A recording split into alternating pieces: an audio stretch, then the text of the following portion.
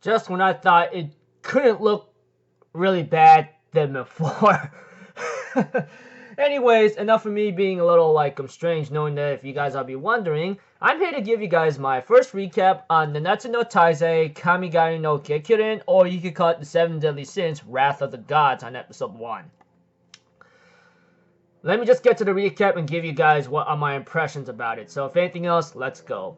We have to it that some people are being transported to a location by the demons, and Meliodas and Bond comes in to rescue them. And of course, the 7 Deadly Sins would go on a demon hunting spree and rescue people, you know, especially Periodas, whatever his name, whatever that little boy's name is. He and the other villagers get rescued by the 7 Deadly Sins, of course, and back in Leonis in this episode, we get to see that it's rebuilding itself thanks to Merlin's magic here and there. But yeah, we also see the new boar's hut, you know, that was pretty cool, not too bad. But let's see here, what else am I supposed to say? We get to see a scene with Zeldris having to figure out what's the next course of action due to the fact that his brother Estarossa is in the pod. Not to mention there's some memories shown in Estarossa, which is not supposed to be shown now, honestly. What the blazing pickles, dear lord.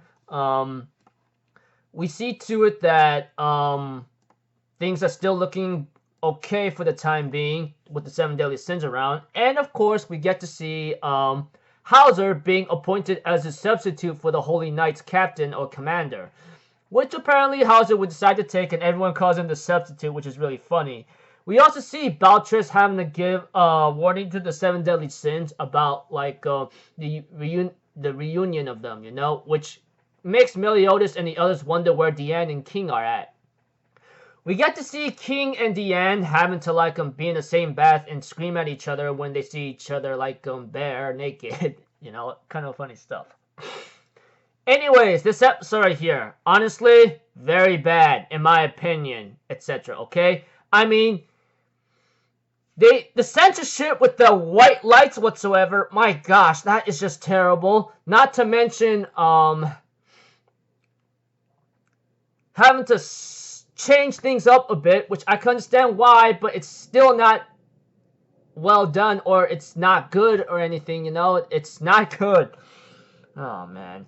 Anyways, a lot of things got changed up, and I can't believe Studio Deen got this. So yeah, if I had to say something, what I needed was another thing that I never expected to see. What we needed was another studio taking over the Nanatsu no Taizai series and making it worse than before. Even though A1 kind of made a lot of changes, although it wasn't too bad, although it was annoying at first, but aside from that, it's not looking so well to that point that it's satisfying. So I got nothing for you, Studio Deen. No clues, no strategies, no options, 0%, nada. No trust in you, knowing that you're gonna mess this series up in terms of art, color, and detail, if anything.